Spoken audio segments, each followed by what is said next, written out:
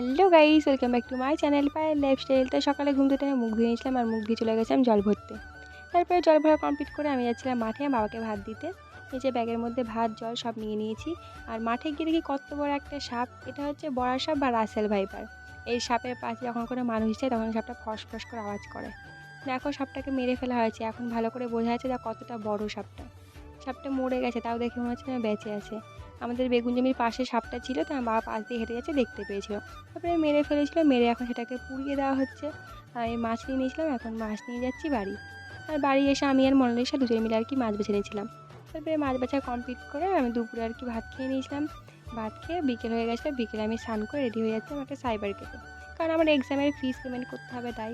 আর বাড়ি আসতে আসতে আমার হয়ে গেছিলো সন্ধে। তারপরে বাড়ি এসে আমি রাতে খেয়ে নিয়েছিলাম রুটি আর হচ্ছে ভেন্ডি আলু ভাজা। তো ভিডিওটা এই পর্যন্ত, ভালো লাগে লাইক কমেন্ট শেয়ার, আর চ্যানেল থাকলে অবশ্যই সাবস্ক্রাইব করে দিও।